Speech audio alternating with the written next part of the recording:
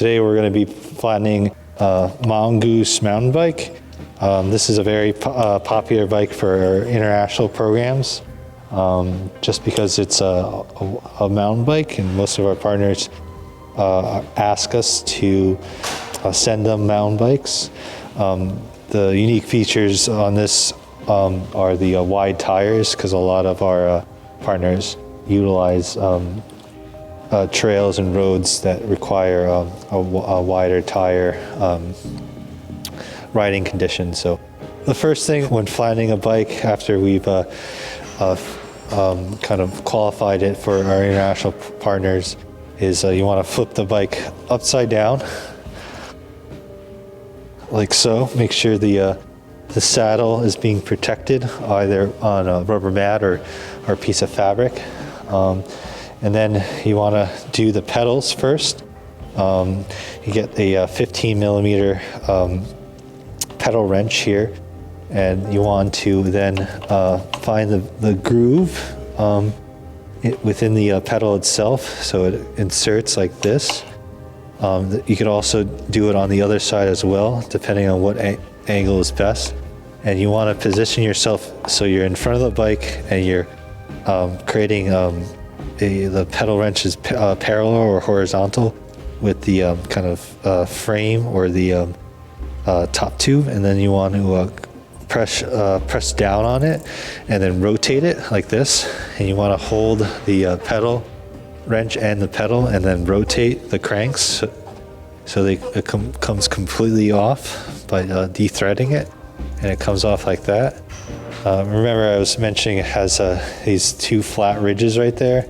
So the tool goes in like that, and you're pressing down to create leverage. So now you want to do the same thing on the other side. Same, you want to create kind of a horizontal plane, and then you want to press down and then rotate. So this bike, the threads, looks like someone greased the threads when they applied the pedal in, so it allows the pedals to come off. Sometimes the pedals can get stuck. So you get your left one and your right one. We'll put that off to the side for right now. You always want to rubber band them when you're done.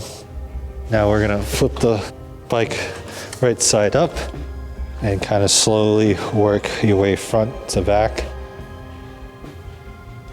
So the first step is we're gonna rotate the handlebars. So usually I like to kind of position the bike kind of in between my legs here, so it gives me some sort of stability. And then you want to take your 6 millimeter Allen key. This is a three-way. It goes 6, 5, and 4. So it's 3 different sizes in one. And you want to position the key or the tool directly into the stem bolt. So see how it goes down a little bit. You don't want to go halfway or kind of in between, because that can cause the bolt itself to strip. So you want to press down like that and then rotate it. I'm going counterclockwise here. So, and I'm rotating it 2, 3, 4 turns, and then I'm just moving it like this. And like I said before, there's a bolt that goes down into the stem and creates a wedge. Sometimes that wedge can get stuck in there. And certain cases you have to take a hammer and whack it. But I'll show you that in another video. You want to rotate the stem so the handlebars are parallel with the frame, like that on the crank side, on the drive side. And then you want to tighten. So you always want to tighten anything you loosen. So now you could test it, see how that doesn't move at all. And now, because these riser bars are kind of rising up, you want to rise them down. So right here, I'm going to show you, there's another bolt here. You're also going to use a 6 millimeter bolt Allen key to remove this, to loosen this bolt. And you rotate it 1 and 2 and see how it's shifting down. So you want to shift down so the riser bars are pointing, kind of pointing in or kind of going inward now. And then you want to tighten. So by doing that, that kind of created the shifter and the lever to kind of stick out. So now you want